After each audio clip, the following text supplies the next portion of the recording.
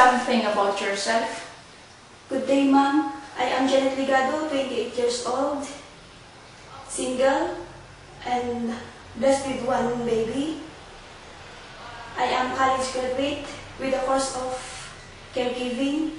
With regards to my working experience, I work as a domestic helper to Mr. and Mrs. Sami and Video from year 2005 to 2008. How many persons did you serve?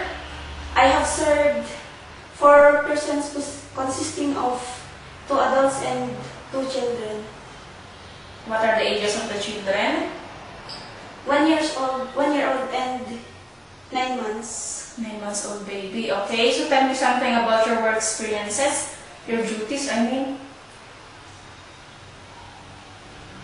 What were your duties?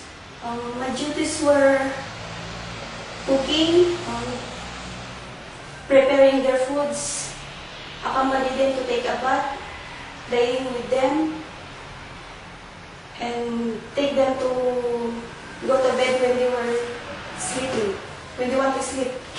Okay. So why do you want to work in Hong Kong?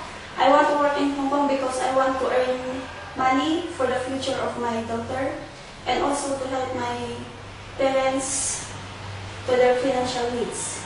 Okay. Do you know how to cook Chinese food? Yes, ma'am. Okay. What are those? Like steamed chicken and steamed fish. But are you willing to learn more? Yes, ma'am. Okay. So aside from the daily household works you've set, do you have any other special skills with you? Like Do you have? Yes. knitting.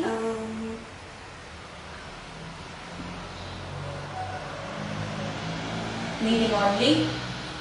Okay, tell me, what are the good characteristics of a good domestic helper? Domestic helper must be trustworthy, kind, polite,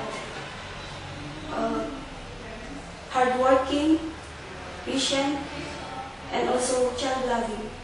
Okay, to sum it up, your control number 852, your name is Janet Ligado, you're 28 years old and you're a single parent of a 6-year-old child. And you are a college graduate and you took up caregiving. And with regards to your working experience, you've worked from 2005 to 2008 to Mr. Sami and Didiu. And you've served 4 persons consisting of 2 adults and 2 children. Their ages are 1-year-old and 9 months old baby. And your duties were to do the cooking, the preparing of the foods, accompany the children to take their bath, playing with the children. And you said you know how to cook simple Chinese dishes, but as you said, you are willing to learn more. For now, what is your message for your future employer? Sir, ma'am, if ever you will choose me, I promise to do my work and also I promise to finish my contract with you. Good day and God bless.